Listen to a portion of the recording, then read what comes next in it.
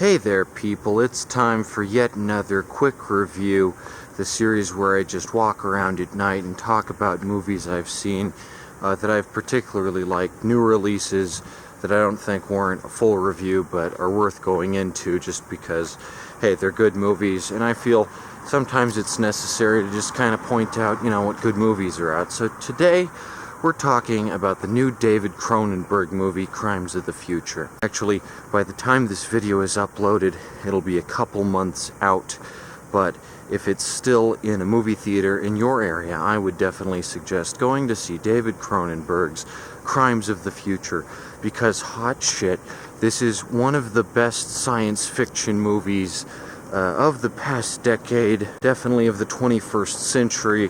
One thing that should be said is that this movie, consisting of several small vignettes which kind of tie together at the end, several small little character pieces, if you will, is very tight-knit and takes place in a universe which seems so complex. It seems to reach so far beyond what we're shown.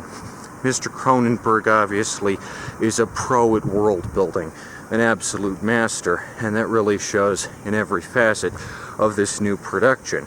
As always, David Cronenberg, the master, the auteur, creator of such classics as Rabid with Marilyn Chambers, Videodrome with James Woods, and of course Scanners, is now bringing you an exciting tale of mystery and malcontent in the far future. I think the interesting thing about the future in Crimes of the Future is that it's not necessarily the future of our world, but possibly the future of a parallel universe. The future, as Cronenberg envisions it, doesn't exactly follow trends that we're currently seeing right now. He just kind of lets his imagination go crazy, and I really like that and respect that.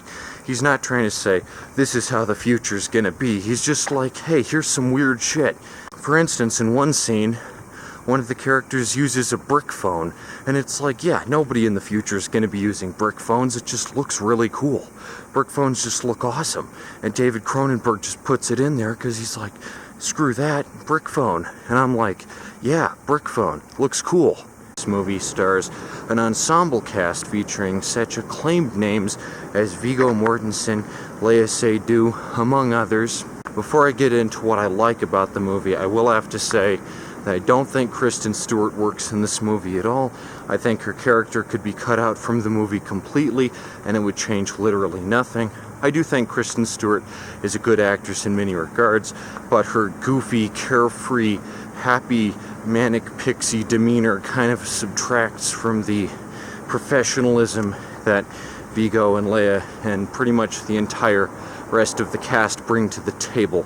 And I get what Mr. Cronenberg is trying to do by bringing Kristen Stewart onto the cast. He's trying to appeal to the youth and be like, look, I got the Twilight girl.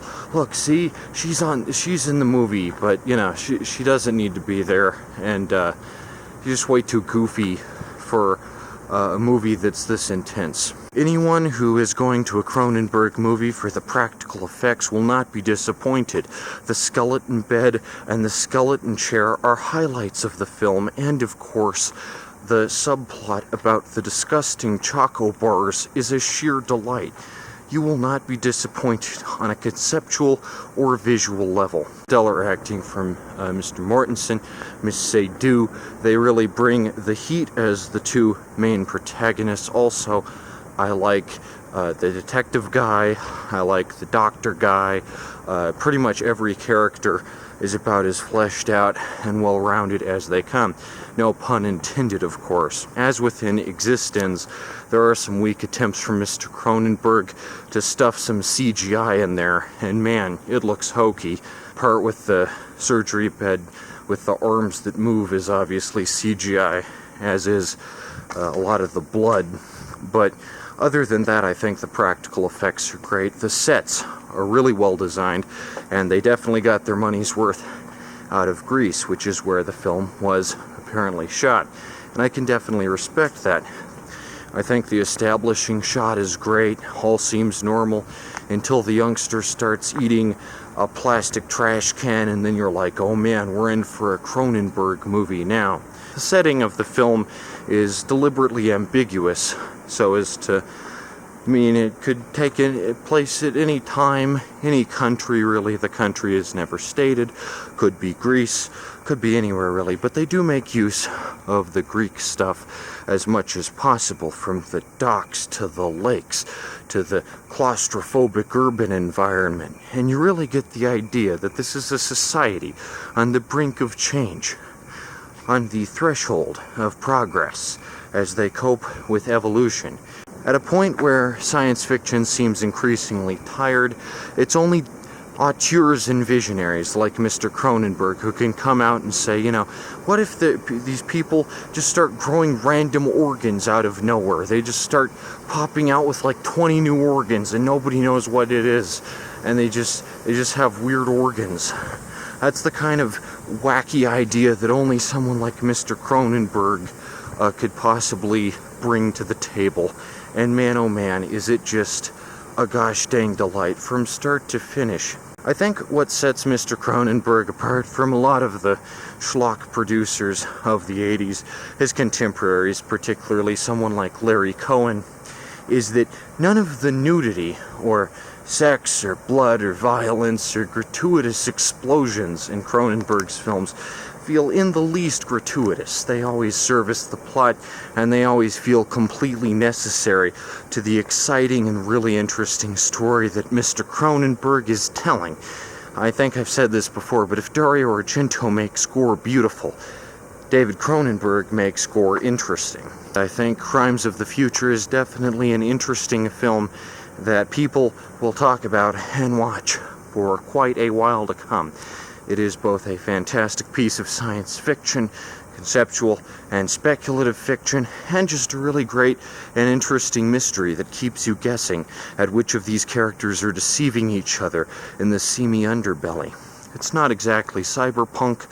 It's more so Mr. Cronenberg's own brand of weird body horror and science fiction, combined with a light dusting of that pivotal noir element. It really keeps it going, really keeps you on the edge of your seat. Don't watch this one alone.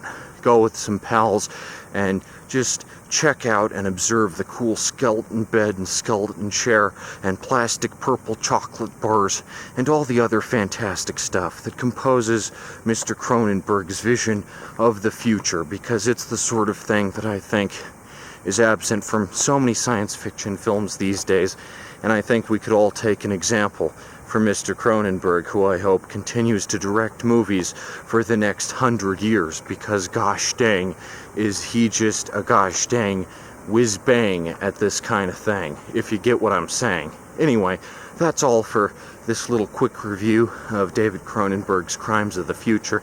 Highly recommended, one of the best of the year, and yeah, that'll do it.